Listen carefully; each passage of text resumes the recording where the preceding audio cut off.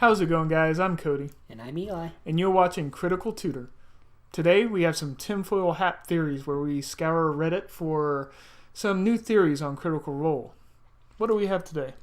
Today we're looking at the most recent episode and going over what we currently know for the Tomb Takers and what we know the Mighty Nine received on the most recent episode as far as loot, and how we think that the two will go together, of how do we think they'll stand.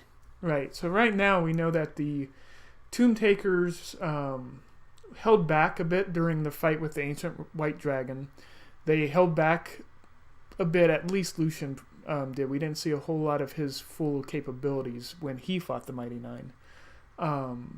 So we know, and the Mighty Nine still got the worst end of that deal. So we know there's this major power gap between them. Mm-hmm. So currently, the lineup is Lucian, who is a blood hunter, but we don't know exactly what type he is. We're thinking Ghost Slayer, based off of choices made by Taliesin. Right. Then we have Kree, who is a cleric of the blood domain, which is a kind of a homebrew class, I believe, by Matt. I believe, if I'm remembering correctly, is in the Tal'Dorei source book that he published before he got licensed with Critical Role, or not before Critical Role, before D&D officially licensed the Wildmount book. Back on the world of Blood Hunters, we had the rest of the three, Otis, Typhoel, and Zoran, are all various types of Blood Hunter. We have Otis with the Profane Soul, with his Warlock abilities and the ability to counterspell that we saw in the recent fight.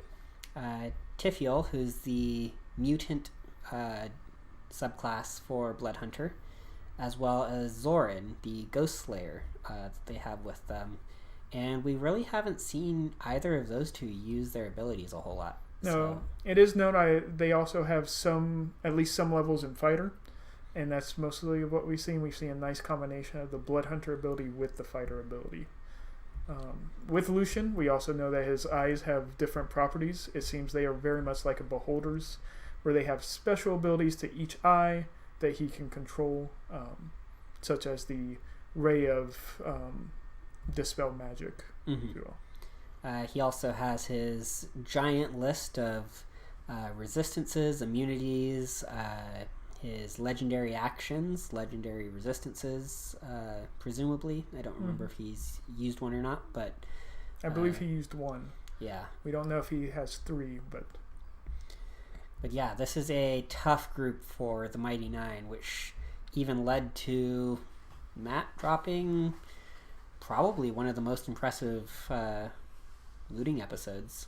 Yeah, it seems like Matt's trying to make that gap at least a little bit smaller with the help of some magic items that's at least on loan for most of them. So whether or not, how strongly like Allura will try and get some of these items back afterwards, or Kima, or who's the other one? Yusa. They all said they wanted at least some of the items back. We'll see if they actually give them back, or how soon after defeating the Tomb Takers they get them back. So what items do we have? Currently, their list includes the Scepter of Blasting, 2 Superior Health Potions, 2 Arcane Field Generators, with unknown number of uses left on them, 500 gold pieces worth of Residuum, Allora's Staff of Power, Kima's Platinum Sword, which is a Holy Avenger, a Tuning Fork for the Astral Plane, as well as Veth acquiring the Scroll of Intellect Fortress for Caleb. Right, so looking over this list, knowing that the Star Razor is a vestige of Divergence, I would say, so if we're looking at, it's hard to gauge kind of the power this adds. I would say it at least adds a couple levels overall, 1 or 2 levels to the team equivalents. Scepter of Blasting, the Staff of Power, the Holy Avenger, are all very powerful magic items. Mm-hmm. And those really could last them, depending on their return dates, through one or two of the next arcs, considering we've seen nudges now in additional directions. Right. So it's nice to see that Matt does see this like huge gap in power is giving the Mighty Nine a way to kind of bridge that gap, short of just leveling up. Yeah. Or instead of leveling up, instead of going to Pumat Soul, giving them strong allies to kind of make up that difference.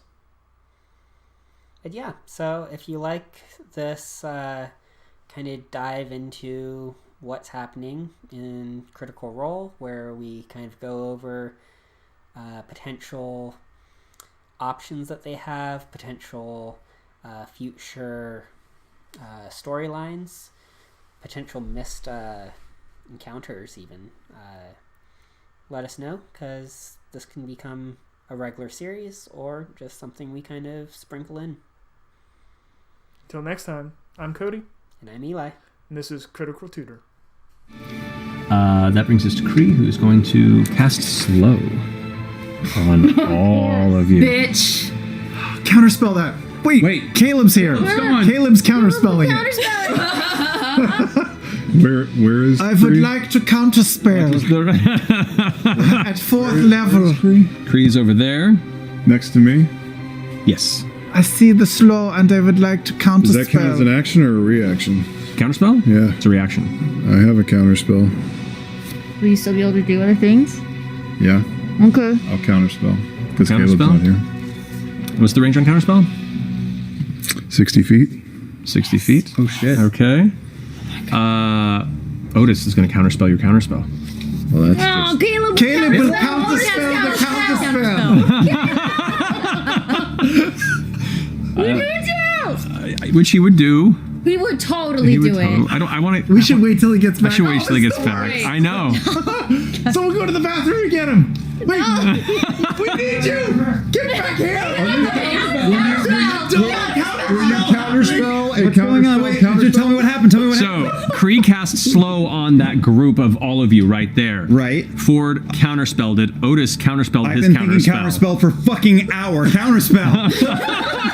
Is this a triple counterspell? Yes, it is. Bling, blong, bling, bling. Oh my gosh. Triple stamp, brother. At 4th level.